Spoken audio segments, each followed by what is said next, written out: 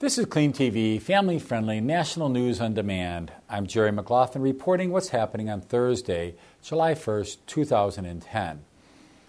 The judge in the corruption trial of former Illinois Governor Rod Blagojevich, U.S. District Judge James Zagel, appears to be steering both the prosecution and the defense away from calling convicted felon Tony Rezko as a witness. This is extremely curious because Rezko was once considered a very key witness for the prosecution against Blagojevich. A recorded conversation on phone between Blagojevich and his chief of staff, Joni Eareckson, on November 7, 2008, seems to tie Rezko to Barack Obama. At one point, Blagojevich referred to himself as being, quote, more pristine on Rezko than Obama.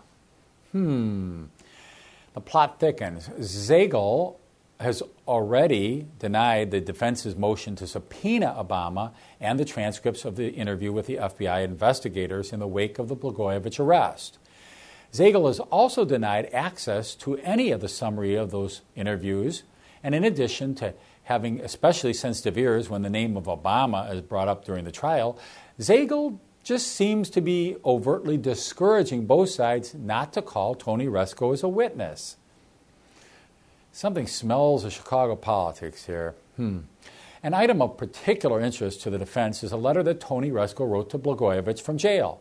In that letter, Tony Rezko allegedly told the former governor that federal officials were pressuring him to make up stories about Blagojevich to implicate him.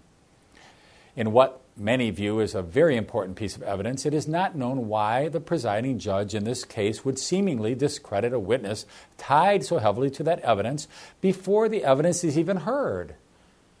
Former Kentucky Supreme Court judicial nominee has been watching this carefully, and Marcus Carey does weigh in on this issue, saying, quote, when the stakes are so high, particularly when the involvement of the President of the United States in a potential criminal conspiracy is concerned, the public's trust in the judicial system and in the presidency of the United States deserves nothing less than full and complete transparency.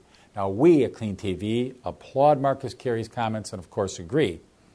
By the way, Marcus Carey is our newest talk show host in the talk show category at CleanTV.com if you'd like to hear more from him. Now, back to Barack. Could it be that Barack Obama has friends in high places in Chicago? No, duh, of course he does. But how long can his influence hold as his popularity ratings are plummeting daily? And how much longer will his political allies keep falling on swords for Barack Obama as the impeachment drums beat ever louder? Following the diagnosis of breast cancer, internationally beloved disability advocate Joni Eareckson Tada, her married name, has come through surgery successfully and is hopeful of a good diagnosis. According to Doug Meza, the president of Joni and Friends International Disability Center in Agoura Hills, California, quote, Joni's surgery was completed successfully and she is resting comfortably, preparing to begin the rest of her course of treatment in the next few days, unquote. Tada's family physician, Dr. Jeff Drew, said, quote, Joni's cancer was determined to be stage 2, and while some lymph nodes were affected and Joni will need chemotherapy to follow up with surgery, this is a highly survivable cancer, and we anticipate a positive prognosis, unquote. A quadriplegic for more than 40 years, Joni Eareckson Tada is founder of Joni and Friends International Disability Center and has been a strong advocate for people with disabilities. A disturbing report today from Bekasi, Indonesia, where hardline Muslims are being told to prepare for a quote-unquote religious war. Logan Maurer of Washington, D.C. based International Christian Concern reports a call to form religious militia units was made at the second Bekasi Islamic Conference, a gathering of 2,000 representatives from regional Islamic organizations.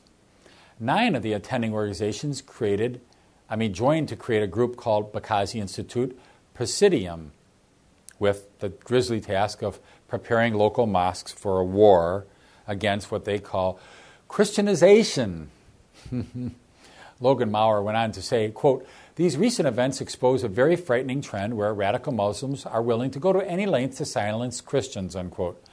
Maurer added, quote, the fact that they are threatening to use paramilitary actions and that they are also taking concrete steps towards forming militias shows the degree to which Christians and ultimately religious freedoms all over are in danger, unquote. Our final story is about a tiny pet chihuahua named Manchus that saved the day for a 4-year-old boy and saved the life of this young child when neighbors' pit bulls chewed their way through a fence and entered into this Northern California apartment. Manchus jumped in between the child and the pit bulls and put up a good fight, but eventually was dragged out in the clenched jaws of a muscular dog, one, by the way, named Beast. Heroes come in all shapes and sizes, and today's hero is Manchus the Chihuahua. This concludes another edition of Clean TV Family Friendly News. Thank you for watching. I'm Jerry McLaughlin reporting.